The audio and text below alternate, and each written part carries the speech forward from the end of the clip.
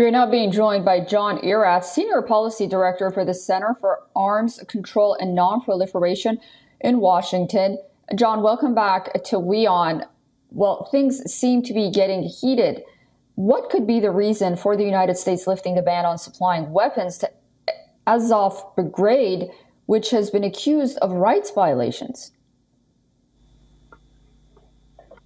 From what I understand, the lifting of the ban follows an examination by the State Department of the current conditions in Ukraine and the current situation of the Azov brigade. Originally, the ban was imposed in 2014 when at that time, the Azov battalion was linked to some far-right groups and ideologies that could lead to the violations of human rights. That's what is in U.S. law, that there is a ban on such assistance to organizations that could violate human rights.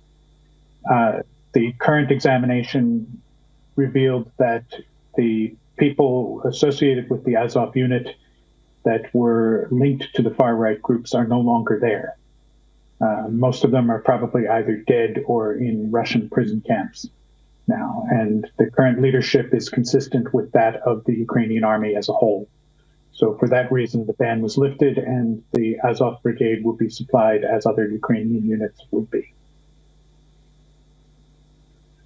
Very interesting. And Moscow is holding its second phase of tactical nuclear drills, which it says are in response to provocations by the West. How concerned are we, and how do you see the rising rhetoric surrounding the Russia-Ukraine war at this point? It's somewhat traditional for Russia to make political signals by means of holding military drills.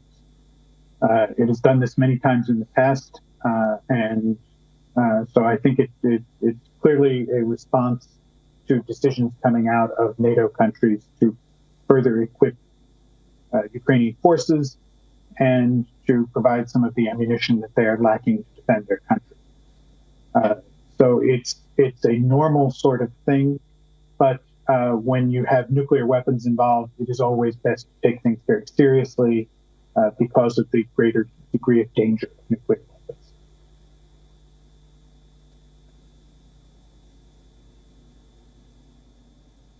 Okay, John Erath, thank you so much for joining us on WION from Washington, and thank you for that analysis.